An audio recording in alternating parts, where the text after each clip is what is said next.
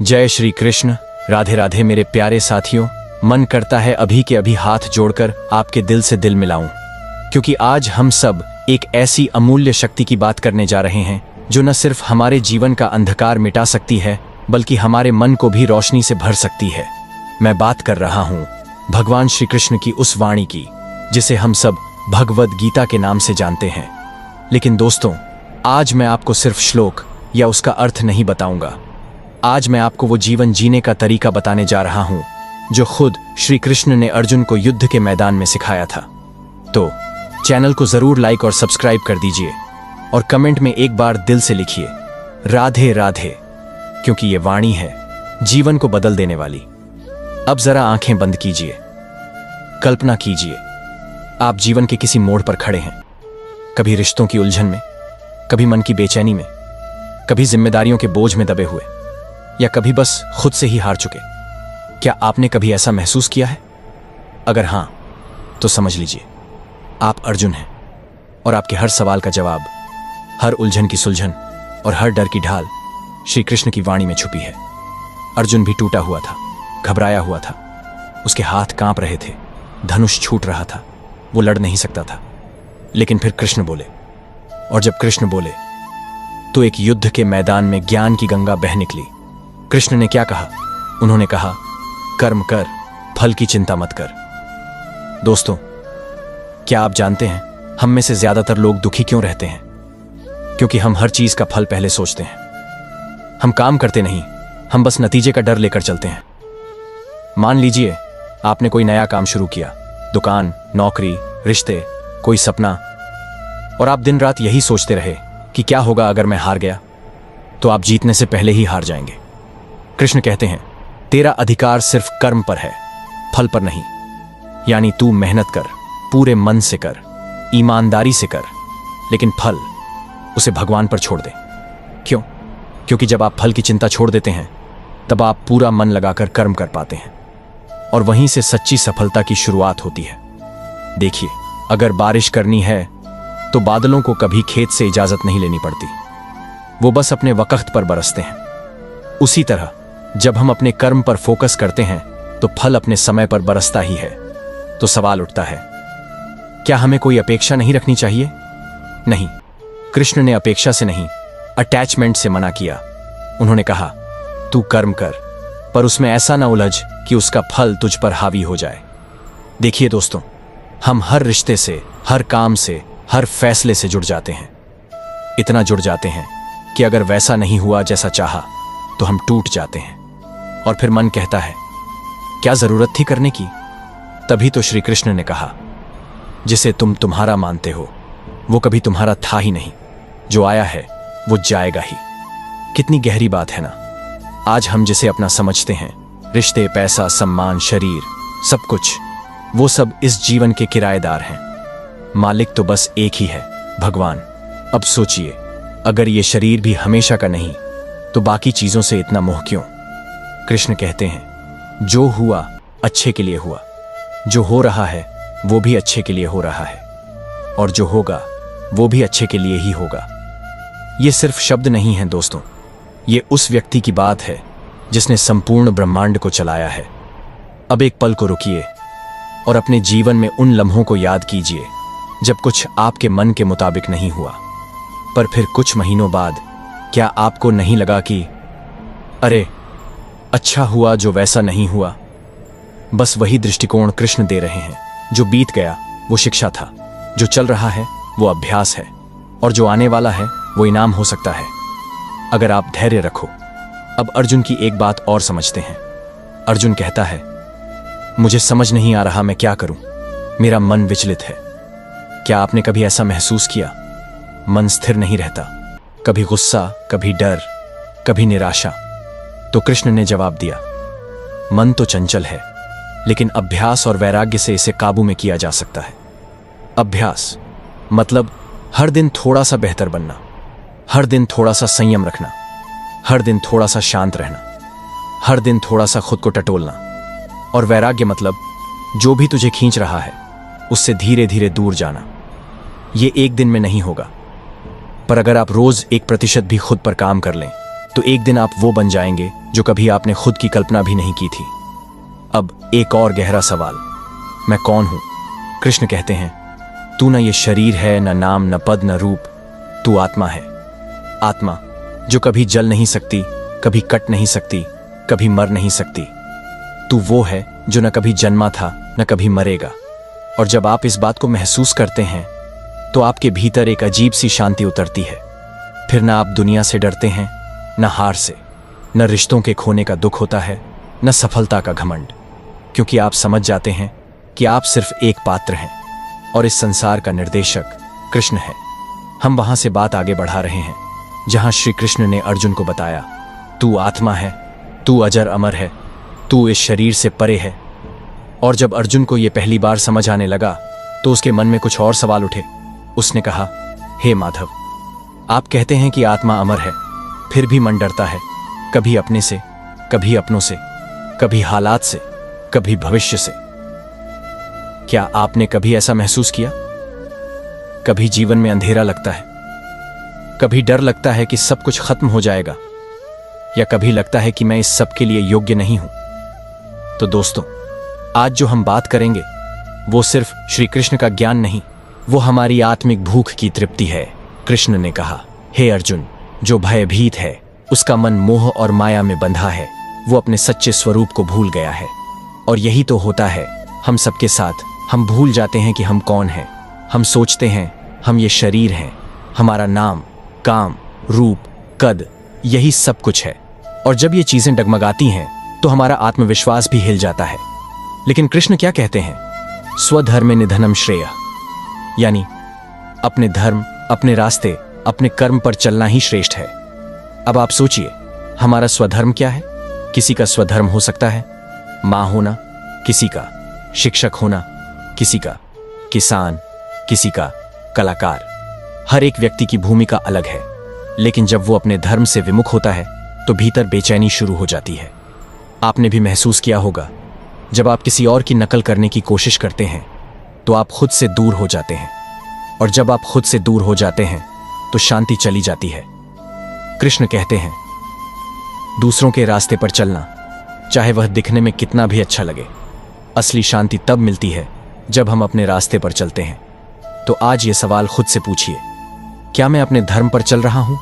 और अगर नहीं तो वापस लौट आइए अपने उस कार्य की ओर जिसे करने में आपको सच्चा आनंद मिलता है। अब बात करते हैं शत्रु की। अर्जुन पूछता है, हे केशव, जब कोई जानबूझकर भी पाप करता है तो क्यों करता है? तो श्री कृष्ण जवाब देते हैं, काम एश, क्रोध एश, यानी ये कामना और क्रोध ही वो दो शत्रु हैं जो इंसान को उसकी चेतना से गिरा देते हैं। कामना यानी तृष्णा, लालच, और जब वो पूरी नहीं होती तो बन जाती है क्रोध, और फिर क्रोध से जन्म लेता है भ्रम, और भ्रम से स्मृति का नाश, और जब स्मृति मिटती है तो बुद्धि नष्ट होती है, और जब बुद्धि जाती है तो इंसान खुद को ही खो बैठता है। अब जरा सोचिए, हम में से कितनों ने गुस्से में ऐसा कुछ कहा या किया जिसका पछतावा बाद में हुआ?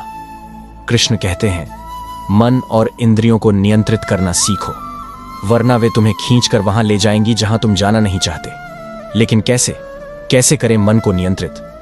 कृष्ण इसका उत्तर भी देते हैं। वो कहते हैं, ध्यान से, अभ्यास से, संयम से, और सबसे जरूरी भक्ति से। यहां भक्ति का मतलब केवल पूजा पाठ नहीं है। भक्ति का अर्थ है अपने अहम को भगवान के चरणों में समर्पित कर देना। यह मान लेना कि मैं नहीं जानता पर तू जानता है प्रभु, मैं नहीं कर सकता पर तू कर सकता है। और जब यह समर्पण आता है तब कृष्ण कहते हैं, मैं अपने भक्त के हर काम का भार खुद उठा लेता हूं। क्या आप नहीं चाहते कि कोई हो जो आपके हर दुख, हर चिंता को उठाकर ले जाए? तो बस एक बार दिल से कहिए, हे कृष्ण, अब मैं सब कुछ तुझे सौंपता हूं। यही भक्ति है। अब अर्जुन पूछता है, हे मधुसूदन, एक तरफ आप कर्म करने को कहते हैं, दूसरी ओर त्याग की बात करते हैं, तो मैं क्या करूं? श्री कृष्ण जवाब देते हैं, त्याग वो नहीं जो संसार छोड़ दे, बल्कि त्याग वो है जो फल की आस छोड़ दे। यानी आप संसार में रहकर भी त्यागी बन सकते हैं अगर आप अपने कर्म में लिप्त हो जाएं पर फल की मोह में न उलझें, और यही होता है निष्काम कर्म। अब एक बेहद सुंदर बात कृष्ण कहते हैं, यदा यदा ही धर्मस्य ग्लानिर्भवति भारत तदा आत्मानं सृजाम्यहम्। जब भी धर्म की हानि होती है, जब भी अन्याय बढ़ता है, तो मैं आता हूं। अब आप सोचिए, क्या भगवान सच में आते हैं? हाँ, हर युग में आते हैं, हर रूप में आते हैं। कभी राम बनकर, कभी कृष्ण बनकर, कभी बुद्ध बनकर, कभी आपके जीवन में किसी प्रियजन बनकर, कभी एक शिक्षक, कभी एक मित्र, कभी एक अजनबी जो राह दिखाता है, और कभी ये वीडियो बनकर भी।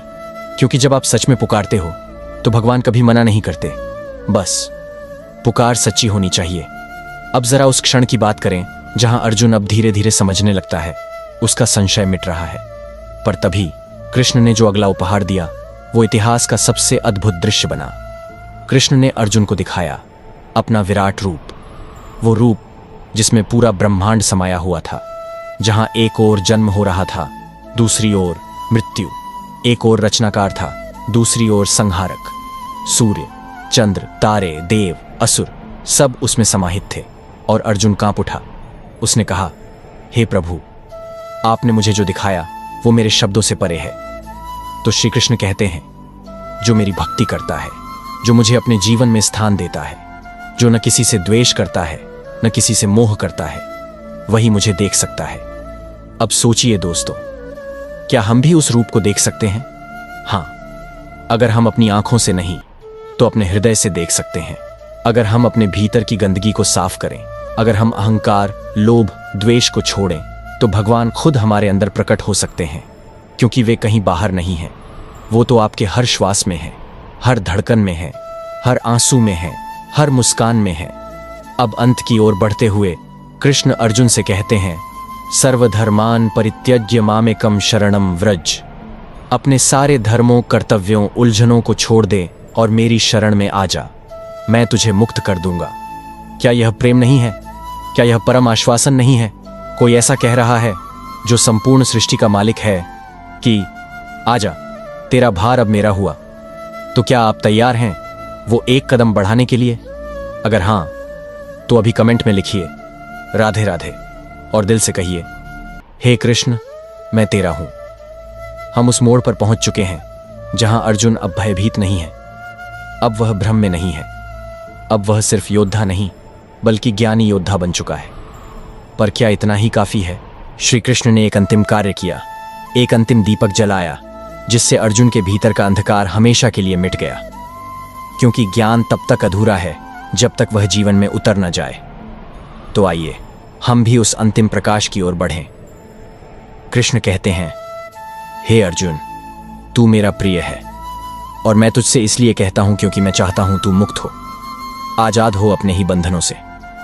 अब जरा सोचिए, किसी ने कभी आपको ऐसा कहा है? शायद नहीं। लेकिन श्री कृष्ण कहते हैं, मैं तुझसे प्रेम करता हूं और मैं चाहता हूं तू जागे। और हम सबको भी वो यही कह रहे हैं। वो चाहते हैं कि हम भी उस अर्जुन की तरह दृढ़, शांत, ज्ञानी और कर्मयोगी बने। अब आइए देखते हैं श्री कृष्ण ने अर्जुन को क्या अंतिम ज्ञान दिया। कृष्ण कहते हैं, जो हुआ वो अच्छा हुआ, जो हो रहा है वो भी अच्छा हो रहा है, और जो होगा वो भी अच्छा ही होगा। ये वाक्य तो आपने सुना होगा, पर इसका अर्थ बहुत गहरा है।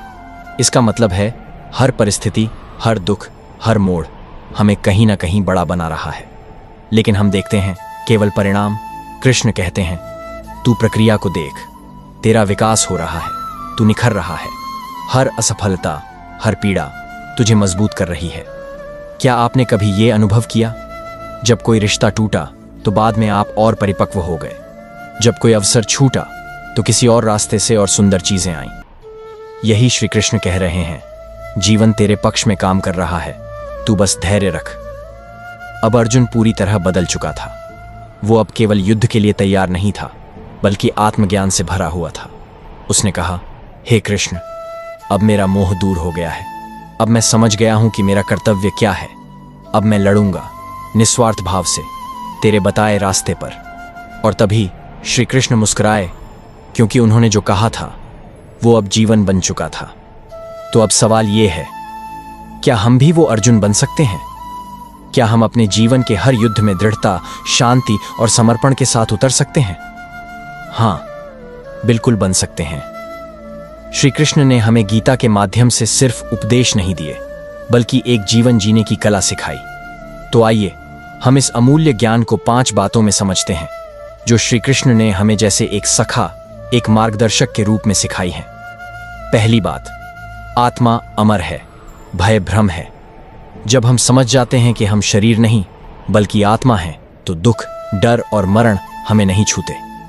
कृष्ण कहते हैं, न तू किसी को मार सकता है, न कोई तुझे मार सकता है। तू न जलता है न कटता है, तू शाश्वत है। सोचिए, अगर हम यही भाव अपने अंदर रख लें तो कौन सी चिंता हमें डिगा सकती है। दूसरी बात, कर्म कर, फल की चिंता मत कर। कर्म योग का यह मूल मंत्र है। तू सिर्फ अपना कर्तव्य निभा, फल क्या होगा ये मुझ पर छोड़ दे। कितनी बार हम काम करते हुए मन में सोचते हैं, क्या मिलेगा, अगर असफल हुए तो लोग क्या कहेंगे। कृष्ण कहते हैं, बस कर, अपने मन और आत्मा से कर। तू जो कर रहा है उसमें ईश्वर को देख, और जब आप ऐसा करते हैं तो हर काम पूजा बन जाता है। तीसरी बात, भक्ति केवल पूजा नहीं, समर्पण है। कृष्ण कहते हैं, तुम जो कुछ भी खाते हो, जो कुछ भी दान करते हो, जो कुछ भी तप करते हो, वो मुझे समर्पित करो। यानी जीवन के हर पल में अगर तुम मुझे रखोगे तो मैं तुम्हारे साथ हो जाऊंगा। भक्ति सिर्फ मंदिर की घंटी नहीं है। भक्ति वो है जब एक माँ अपने बच्चे को प्यार से देखती है। भक्ति वो है जब आप अपने कर्म में सच्चे हों।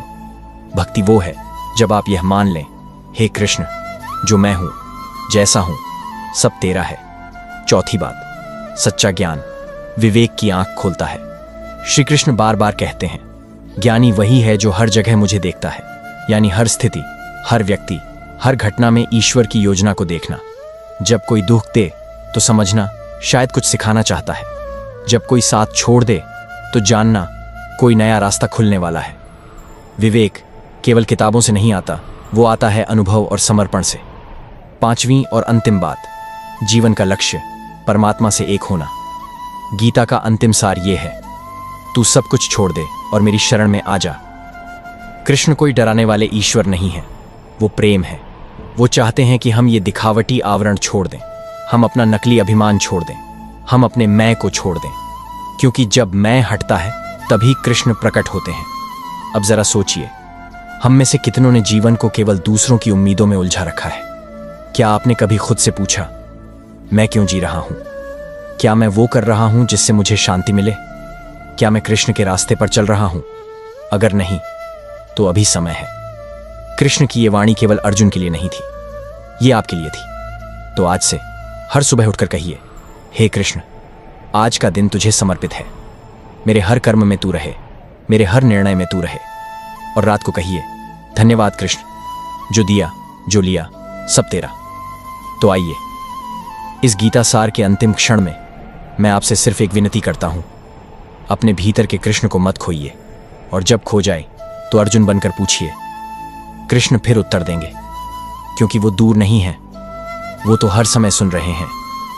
अब इस पावन ज्ञान को किसी और के जीवन में भी रोशनी बनाकर भेजिए। अगर ये शब्द आपके हृदय को छू गए तो वीडियो को लाइक कीजिए, चैनल को सब्सक्राइब कीजिए और कमेंट में पूरे प्रेम से लिखिए, राधे राधे, जय श्री कृष्ण।